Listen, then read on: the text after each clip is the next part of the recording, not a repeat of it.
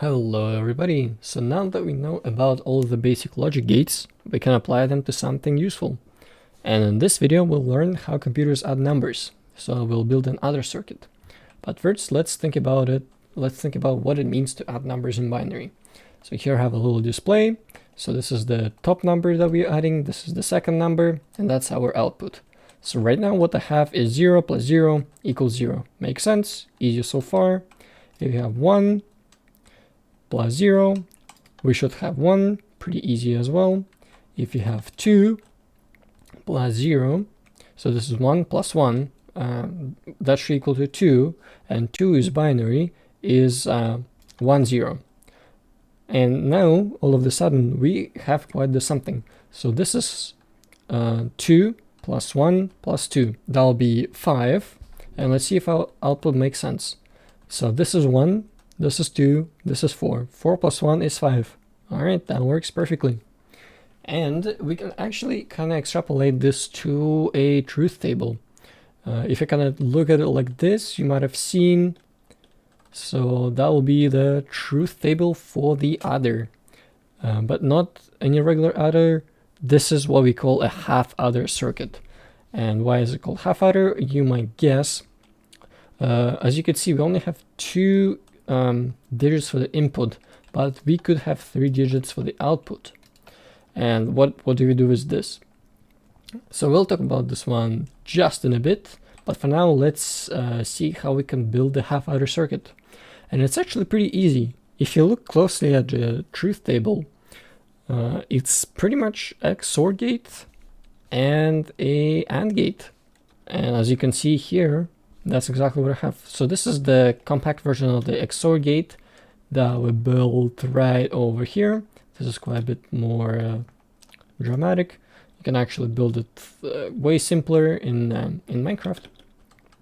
And this is, as you may remember, AND gate, inverted NAND, right? And this is the AND gate. And obviously what we'll do, you can really think about it, AND gate will only work if both inputs are on, right? So if you only have one on, we'll always have the XOR output activating, and that works perfectly. So this, so you can think of this as the first number, this is the second number. So pretty much here I had 2 bits, but here it's only 1 bit. So if we have 1 plus 0, I'll have 1, or another 1 plus 0 will be 1, and if I'll have 2, I'll just have this light up, and this is not lighting up. Perfect. Alright, but now let's step things up a notch.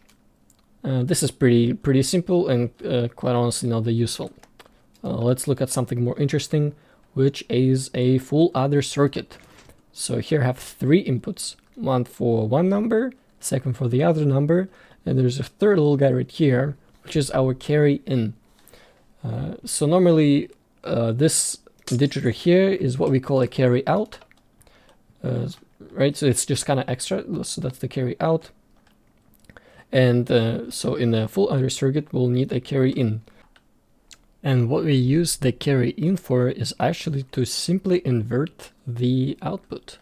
So as you can see right here, you may think this is a special XOR gate, but what it really does is it inverts this output right here. If you, whenever this is 1, this will just get inverted. As you can see, this is 0, and now it's, oops. Now it's 1. So this is just a clever trick for inverting, just to put the XOR gate right over here.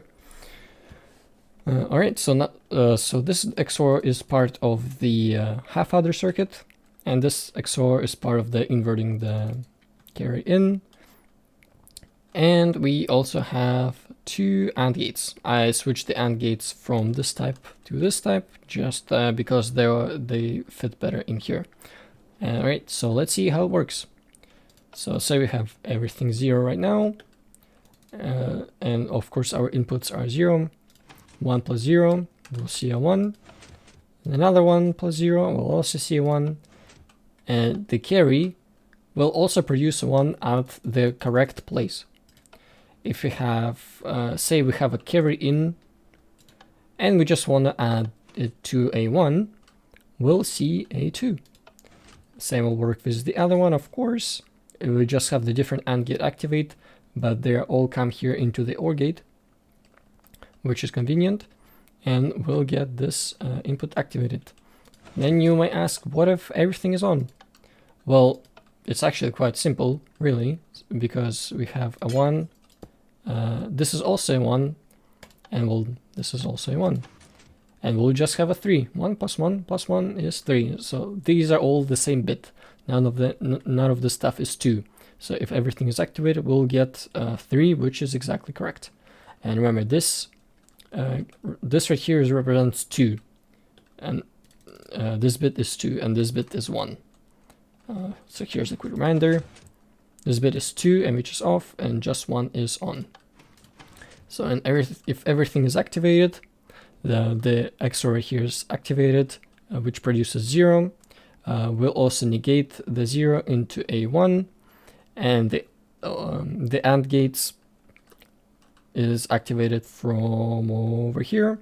This one is not activated because the XOR is 0. And this is how we get the 3. But now let's build what's called a ripple carry adder, and I'll use 4 bits. Alright, so this is the circuit that I have built, which is 4 full adders from over there, just chained together into a 4-bit ripple carry adder. And let's try to add some numbers, shall we?